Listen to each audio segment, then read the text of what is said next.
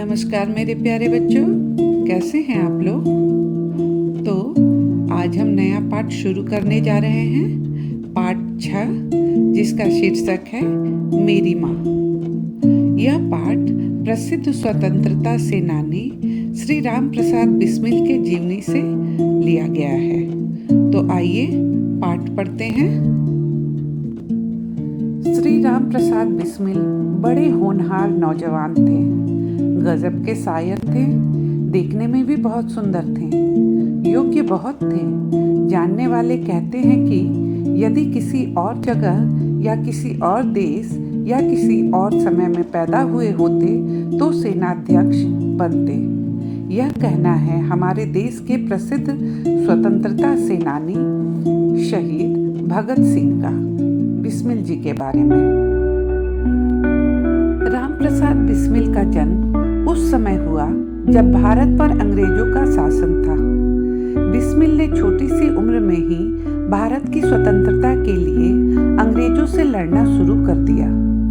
अंग्रेजों ने उन्हें जेल भेजा और अंततः फांसी की सजा दे दी। जेल में भी उन्होंने अंग्रेजों के अनेक अत्याचार सहे। वहीं रहते हुए उन्होंने चोरी छिपे अपनी आत्मकथा लिखी और किसी तरह उसे जेल से बाहर भिजवाया। उनके साथियों ने उसे प्रकाशित करवा दिया। इस पुस्तक का नाम रखा गया निज जीवन की एक छटा।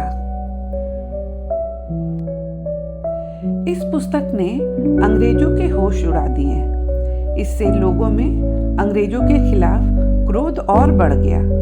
बिस्मिल को फांसी देने के बाद भी अंग्रेजी सत्ता की हार को रोक नहीं पाए।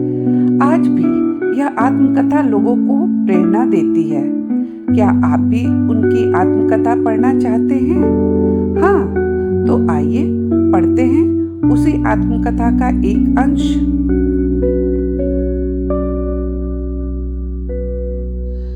लखनऊ कांग्रेस में जाने की मेरी बड़ी इच्छा थी। दादी जी और पिताजी इसका विरोध कर रहे थे, किंतु माताजी ने मुझे चुपचाप खर्च दे दिया। उसी समय शाहजहांपुर में सेवा समिति का आरंभ हुआ था।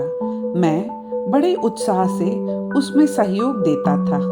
पिताजी और दादी जी को मेरे ऐसे कार्य अच्छे नहीं लगते थे, किंतु माताजी मेरा उत्साह भंग नहीं होने देती थी। इस कारण उन्हें पिताजी की डांट और तिरस्कार भी सहना पड़ता था। वास्तव में मेरी माताजी देवी हैं। मुझ में जो जीवन का साहस आया वह मेरी माताजी की तथा गुरुदेव श्री सोमदेव जी की कृपा का ही परिणाम है। पिताजी और दादी जी मेरे विवाह के लिए जोर देते थे, किंतु माताजी यही कहती थी कि शिक्षा पा चुकने के बाद ही विवाह करना उचित होगा। माताजी के प्रोत्साहन तथा सद्व्यवहार ने मेरे जीवन में दृढ़ता उत्पन्न की जिससे किसी भी आपत्ति तथा संकट के आने पर भी मैंने अपने संकल्प को नहीं त्यागा। एक समय मेरे पिताजी दीवानी मुकदमे में किसी पर दावा करके दिल्ली से कह गए थे कि जो काम हो वह मुझसे करा ले। कुछ आवश्यकता पड़ने पर वकील साहब ने मुझे बुला भेजा और कहा कि मैं पिताजी के हस्ताक्षर वकालतनामे पर कर दूं। मैंने तुरंत उत्तर दिया कि यह तो धर्म विरुद्ध होगा। इस प्रकार का पाप मैं कदापि नहीं कर सकता। वकील साहब ने बहुत समझाया कि मुकदमा खारिज हो जाएगा, किंतु मुझ पर कुछ भी प्रभाव न हुआ, न मैंने हस्ताक्षर किए।